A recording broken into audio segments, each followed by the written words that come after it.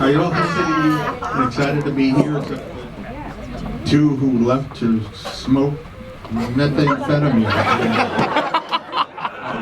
Forgot their way back in. 45, If somebody sees them on the road later on, give them a chance. Give them one chance to get out of the way. Blow your horn once or twice. Let them come in later.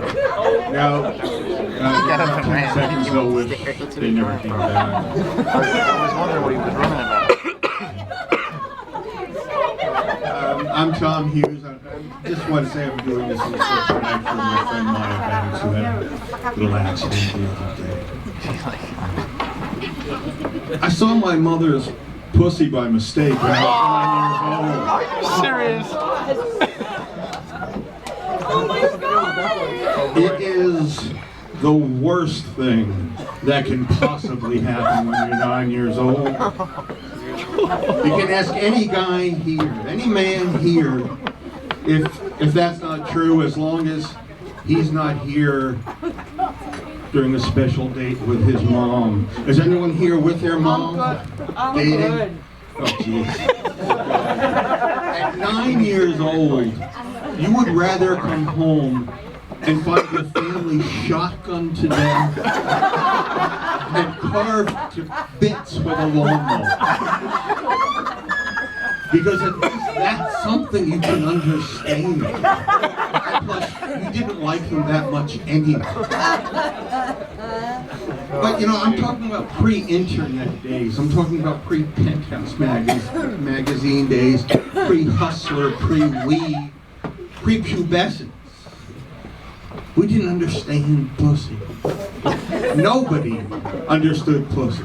Our fathers had no idea what our moms' pussy's like, because they would never fuck our moms with the lights on. They say that is a special thing for the neighbors' wives of their girlfriends. You thank God if you had an uncle, or maybe a crazy cousin who had the balls to subscribe to Playboy magazine and leave his old issues down in the basement of the attic on a low shelf so you could get to them. Kids we could understand. Their pussy was an absolute mystery. In my family, we locked the bathroom door no matter what we were doing. We were very careful. You brushed your teeth, you locked the door. You put Brill cream in your hair, you locked it. When I pretended to shave with my old man's straight razor and cut my cheeks and my chin to ribbons, I locked the door and wouldn't let anybody in. I lost 7 quarts of blood.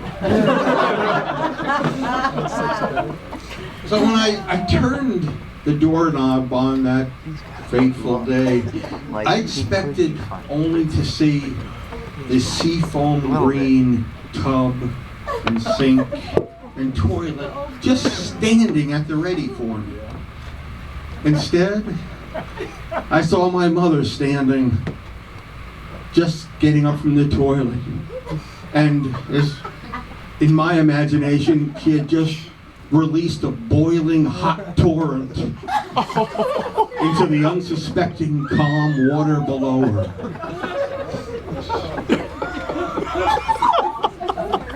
And there was not a big bathroom in her house.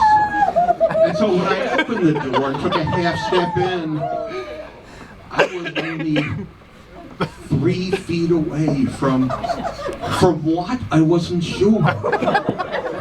And the first name for it that came to my mind was the Beast. And I stood there frozen until she yelled, "Close the door and get the hell out of here." And I fell backwards. I fell backwards into my room.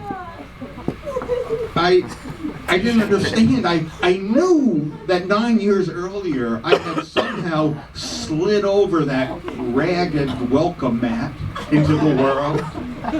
But it was in a room where I had other things on my mind. I was red as a tomato. I was fighting to breathe. There was a whole medical team there who was looking at me in awe and applauding. Like the stories. Now, Yes. I was red and breathless for a different reason. And there was no medical personnel there to clap for what I had just achieved.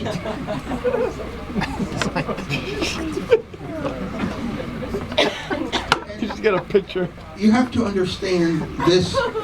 This was before two-piece swimwear had really hit the beach. This was way before the landing strip shave down was in existence. This was at least 10 years before the notion of the bikini, the French, the Brazilian, or the full Hollywood wax came. The notion of those things even existed, at least in Sea Caucus. At the time, my mind was a thunderstorm. It was a hurricane of fear.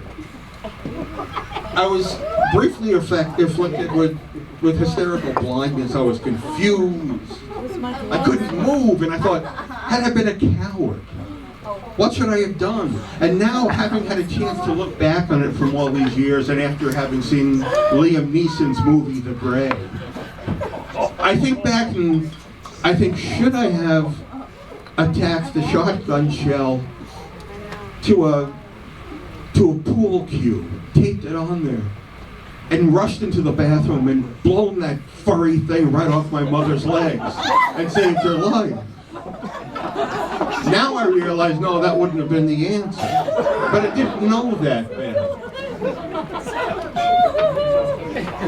My mother, minutes later, came out of the bathroom and lowered the boom with one sentence. She said, "I'm telling your father when he gets home." And I thought, Christ, the old man is going to know. I was dead. He had once left, I had the imprint of his palm on my right buttock for a week after I had told my mother that I didn't like her new hairdo and she started to cry. So for greater infractions, he would wield his belt like an old West sheriff trying to drive drunks out of town. And he could leave a road of raised flesh across both cheeks of your ass. You're right. That was thicker than your grandfather's big toenail. But it was pink instead of that fungus yellow color. There's something wrong with you. My mother went off to the kitchen and I snuck into my room and I got on my knees and I did what I usually did when I knew my father was coming home, and he was coming home pissed and purple-faced and seething at something I'd done. I kneeled down next to my bed and I prayed. I prayed that he would die before he came home from work. And I said, "Our Father who art in heaven, please kill my father on the road. You've never come through for me before. This is your last chance. If you fuck me over again, I'll never believe in anything for the rest of my life. Amen." 2 hours later, I heard the car pull into the door. My father had been the only man stupid enough in our neighborhood to buy an Etzel, and I could hear it slowly disintegrating through the walls of the house. And he got out of the car, which did not explode, and closed, and then walked into the house.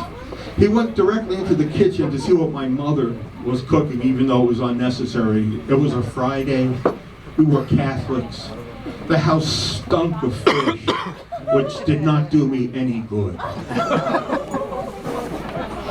Then he made a beeline for the toilet, where he would hold court for however long it took for dinner to be served. It didn't matter if it was 15 minutes or 2 hours. He had 3 newspapers and he wouldn't budge. But this time, before he took his accustomed position, he swung open the door to my room. I was sitting in my closet in a sea of multicolored building blocks, one in each hand. I didn't even have the presence of mind to stack one on top of the other. It's only now that I realized that these were my primordial defensive weapons. I had 2 green blocks and half a roll of caps, and I suddenly knew what the men at the Alamo had felt like. My father took one look at me and said in what he imagined was his best Ward, Leave It to Beaver, Cleaver tone, "What the hell are you doing in there? Get your ass outside and play. What's wrong with you?" And then he just left and disappeared into the very room where I had just been traumatized hours before. I thought it might be a trap, so I exited the closet in my room very slowly. I walked to the front door, which was just opposite the kitchen, where my mother was slapping fish into an inch of hot oil. She looked at me, not without sympathy, and said, "Knock next time." A last-minute pardon from the warden's wife. I pulled victory from the hairy jaws of certain death. I nodded my head, ran out the front door, and immediately fell down the front steps, destroying both my kneecaps. But I didn't care about that until an hour later, when I could barely walk home. I was alive. My old man didn't know shit. And I could tell all my friends I had seen my mother's pussy and describe it in remarkable detail exactly